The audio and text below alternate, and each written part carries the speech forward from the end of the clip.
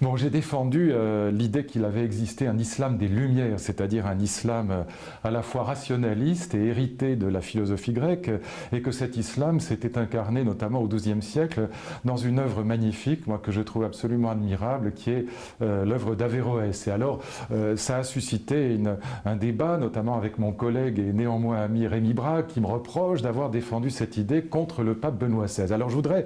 rejeter, mais totalement, les objections que m'adresse Rémi Brague, qui sont à mes yeux totalement à côté de la plaque, et je voudrais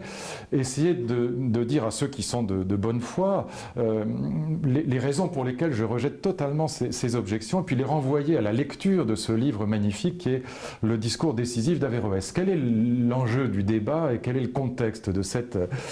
querelle qui, je crois, mérite véritablement qu'on s'y arrête un instant. En septembre 2006, le pape Benoît XVI a tenu à Ratisbonne un discours dans lequel, en gros,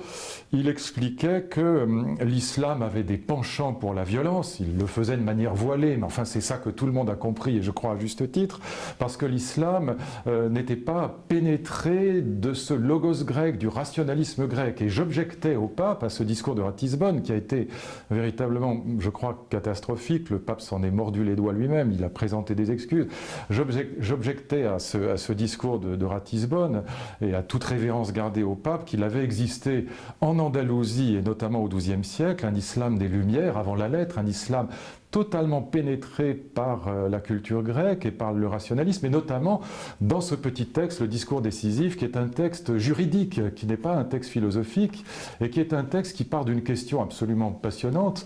Je la lis: rechercher dans la perspective de l'examen juridique si l'étude de la philosophie et des sciences de la logique est permise par la loi révélée, ou bien condamnée par elle, ou bien encore prescrite, soit en tant que recommandation, soit en tant qu'obligation. Et donc la question est au fond de savoir si l'usage de la raison, l'usage de la philosophie est contraire ou pas à la religion, à la vérité révélée. Et la réponse d'Averroès, il faut lire ce texte, la réponse d'Averroès, c'est que non seulement l'usage de la raison est recommandé, mais il est même obligatoire pour tous ceux qui en sont capables. Comme objecte Rémi Brague, il dit voilà, mais c'est une fatwa, c'est-à-dire un jugement juridique, mais ça ne change rien au fait que l'argumentation d'Averroès est complètement rationnelle. Bien sûr qu'on pose à Averroès une question: est-ce qu'on a le droit de faire usage de la raison? Est-ce qu'il y a contradiction entre les vérités de la religion et les vérités de la raison? Mais la réponse d'Averroès, c'est non, il n'y a pas de contradiction entre les deux. Alors Rémi Brague objecte encore en disant oui, mais Averroès dit que l'usage de la raison n'est obligatoire que pour les gens qui en sont capables. Mais évidemment, que veut dire Averroès? C'est que, au fond, c'est déjà la phrase de Pasteur: un peu de science éloigne de Dieu, et beaucoup de science y ramène. Et au fond, Averroès se méfie avec beaucoup d'intelligence des demi-savants, de ceux qu'il déteste, les théologiens, qui font un peu usage de la raison, mais pas suffisamment. Mais pour tous ceux qui sont capables de faire vraiment usage de la raison, alors il faut y aller. Ça n'est pas simplement recommandé, c'est une obligation, c'est un devoir. Et donc on a là une idée qui est extrêmement puissante, et qui sera reprise notamment par Jean-Paul II dans Fides et Ratio, son avant-dernière encyclique, mais aussi bien avant par saint Thomas. C'est l'idée qu'il n'y a pas de contradiction entre les vérités de la religion, les vérités révélées, et les vérités de la raison. Et donc on peut faire usage de la raison. Là, je dis qu'il y a eu en effet dans l'Andalousie, notamment chez Averroès, un vrai islam pénétré de philosophie grecque, un islam tolérant, un islam,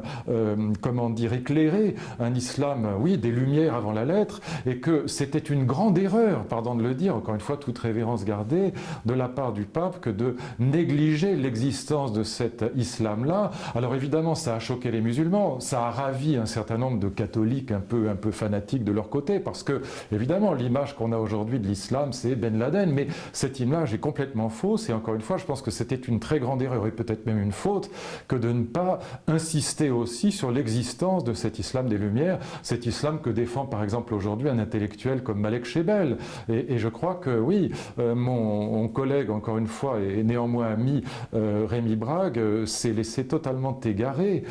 par son engagement militant en faveur d'un catholicisme ultra traditionnaliste, et puis j'ajouterai, et je terminerai avec ça,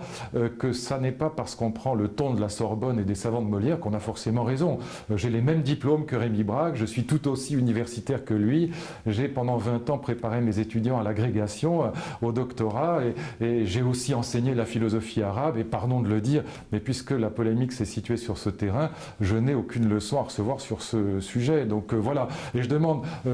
à ceux qui nous écoutent de ne pas se fier aux arguments d'autorité, mais allez voir par vous-même, lisez ce texte, le discours décisif d'Averroès, et dans cette édition-là qui est très bonne, avec une superbe préface d'Alain de Libéra, qui lui est un vrai savant et qui dit des choses fort intéressantes sur ce sujet.